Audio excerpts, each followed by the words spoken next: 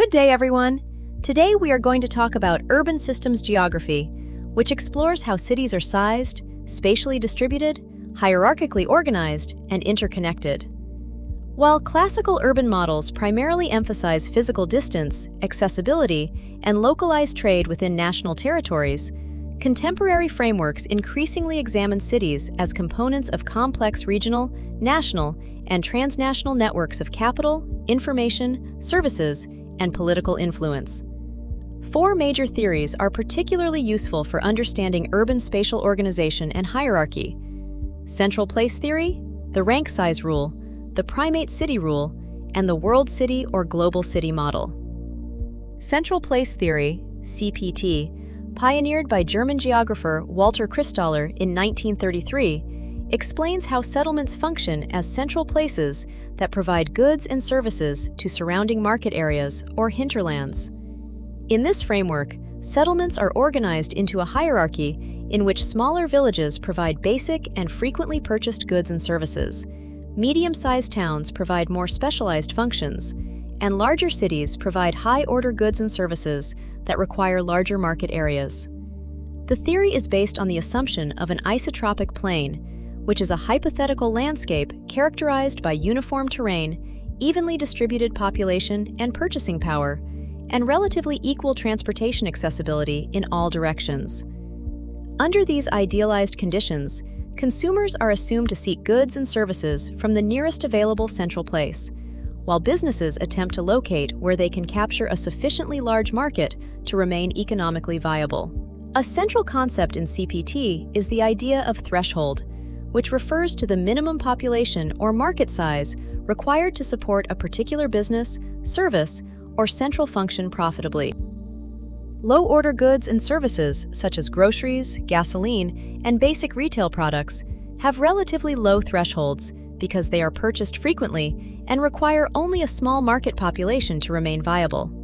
In contrast, high-order goods and services, such as specialized tertiary hospitals, luxury retail establishments, major universities, and highly specialized professional services require substantially larger thresholds because consumers purchase them less frequently and are willing to travel farther to obtain them. Another important concept is range, which refers to the maximum distance that consumers are willing to travel to obtain a particular good or service. Low-order goods generally have short ranges because consumers are unlikely to travel long distances for frequently purchased necessities. High-order goods, on the other hand, have longer ranges because consumers are willing to travel greater distances for specialized services that may not be available in smaller settlements. Christaller proposed that market areas would ideally form nested hexagonal patterns because hexagons can cover a landscape without creating significant gaps or excessive overlaps. The theory identifies three major principles for organizing these hierarchical networks. The marketing principle, represented by a K-value of 3, emphasizes maximizing consumer access to markets. The transport principle, represented by a K-value of 4, emphasizes the efficient organization of transportation routes between settlements. The administrative principle, represented by a K-value of 7, organizes market areas in a manner that keeps administrative jurisdictions intact and minimizes the division of territories among different higher-order centers. An international illustration of central place theory can be observed in the agricultural landscapes of the Iowa Corn Belt in the United States. The relatively flat terrain and extensive agricultural economy provide conditions that resemble some of the assumptions of the isotropic plane. Small rural settlements and grain elevator communities serve basic agricultural and household needs, while medium-sized towns provide supermarkets, secondary schools, healthcare facilities, and other services requiring larger markets. At a higher level of the hierarchy, regional centers such as Des Moines provide highly specialized services, including major medical institutions, universities, financial services, transportation facilities, and other functions that attract populations from a much wider hinterland. In the Philippines, the Central Luzon Plain provides a useful illustration of the hierarchical organization of central places. The relatively broad and flat agricultural landscape, extending across areas of Nueva Ecija, Tarlac, and Pampanga, allows the relationship between settlements and their surrounding hinterlands to be observed.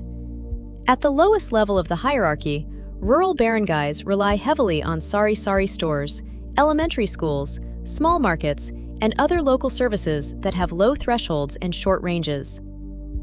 At the municipal level, towns such as Guimba, Talavera, and San Jose City provide more specialized services, including municipal government facilities, public markets, secondary schools, banks, pharmacies, and hardware establishments. At the higher level, cities such as Cabanatuan City and San Fernando function as regional central places by providing tertiary hospitals, major shopping centers, universities, government offices, specialized commercial establishments, and other services that attract consumers from surrounding municipalities and rural communities. On the other hand, rank size rule, also known as Zipf's law in urban geography, describes the statistical tendency for city populations within a mature and integrated urban system to follow a regular inverse relationship between population size and urban rank. The rule was formulated empirically by Felix Auerbach in 1913 and later popularized through the work of George Zipf in 1949. For example, if the largest city in a country has a population of 10 million, the second-ranked city would theoretically have approximately 5 million residents, the third-ranked city would have approximately 3.33 million, and the fourth-ranked city would have approximately 2.5 million residents. Thus, the relationship suggests that population size gradually decreases as urban rank increases, rather than dropping sharply after the largest city. The structural significance of the rank size rule extends beyond population statistics. A relatively smooth rank size distribution is often associated with a diversified and spatially balanced urban system in which economic activity, political functions, services, and population are distributed among multiple regional centers, rather than being overwhelmingly concentrated in one dominant metropolis. Consequently, deviations from the rule can provide insights into the degree of urban concentration or primacy within a national urban system. The United States provides a useful international example of a relatively developed and complex urban system that approximates the rank-size relationship. New York City, Los Angeles, Chicago, Houston, and Phoenix form part of a large hierarchy of metropolitan centers in which city populations generally decline as urban rank increases.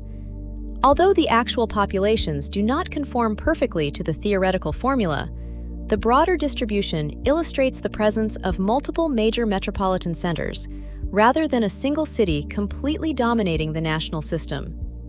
Germany provides another important example because its historical development has produced a relatively polycentric urban system. Berlin, Hamburg, Munich, Cologne, Frankfurt, Stuttgart, Dusseldorf, and other major cities perform significant economic and administrative functions. Rather than having one overwhelmingly dominant metropolitan center, Germany's urban system distributes major functions across several large and specialized cities, creating a relatively balanced hierarchy. In the Philippine context, the national urban system does not closely follow the rank size rule because of the exceptional dominance of Metro Manila. However, the principle can be more meaningfully examined at a subnational or regional scale. Within the Visayas, for example, Metro Cebu functions as a major regional metropolitan center, followed by Metro Iloilo, Bacolod City, and Tacloban City as important secondary and tertiary urban centers. Although their populations do not precisely follow the theoretical P sub R equals P sub 1 divided by R relationship, their distribution illustrates a regional hierarchy in which multiple cities perform complementary economic and service functions across the central Philippines. Meanwhile, the primate city rule was introduced by geographer Mark Jefferson in 1939 to describe urban systems characterized by a single city that is disproportionately larger and more influential than all other cities in the national hierarchy. A primate city is not merely the largest city in a country. It is a city whose population, economic activity, political authority, cultural influence, and institutional functions substantially exceed those of the second-ranked city. When the largest city is more than twice the size of the second largest city, the urban system may be considered strongly primate. In extreme cases, the primate city may be several times larger than the next largest urban center and may function as an economic and political sponge that attracts investment, employment, infrastructure, migration, and institutional resources from other regions. The primate city pattern contrasts sharply with the smoother population distribution predicted by the rank size rule. Instead of a gradual decline in population from the largest city to smaller cities, a primate urban system exhibits a steep drop between the first and second ranked cities. This pattern can emerge from historical processes such as colonial centralization, political concentration, uneven infrastructure investment, economic agglomeration, centralized government administration, and the concentration of corporate headquarters and specialized services in one metropolitan area. Bangkok, Thailand, provides a prominent international example of urban primacy. Bangkok dominates Thailand's national urban system through its concentration of political institutions, financial services, corporate headquarters, higher education, transportation infrastructure, tourism, and cultural institutions. Its metropolitan population and economic influence substantially exceed those of other major Thai urban centers, including Chiang Mai and other secondary cities. This concentration has contributed to a highly centralized national urban structure in which Bangkok functions as the country's dominant political and economic node. The Philippines provides an even more pronounced example of urban primacy through Metro Manila and the National Capital Region. Metro Manila contains approximately 13.5 to 14 million residents within its official administrative boundaries, while the broader metropolitan agglomeration encompasses a substantially larger population. In comparison, Metro Cebu, the country's second major metropolitan center, has a population of only several million. This large population difference demonstrates the strong primacy of the Philippine capital region. The dominance of Metro Manila is not simply demographic, but also socioeconomic and institutional. The National Capital Region concentrates major national government institutions, including Malacañang Palace, Congress, the Supreme Court, national government agencies, corporate headquarters, major universities, financial institutions, and the country's principal international gateways. Metro Manila also accounts for a substantial share of national economic output.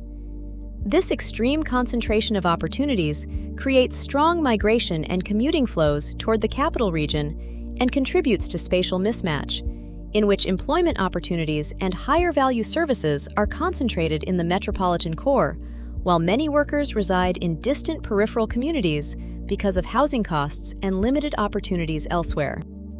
The World City or Global City model shifts the analysis of urban hierarchy from traditional territorial relationships toward transnational networks of capital, information, services, and institutional influence.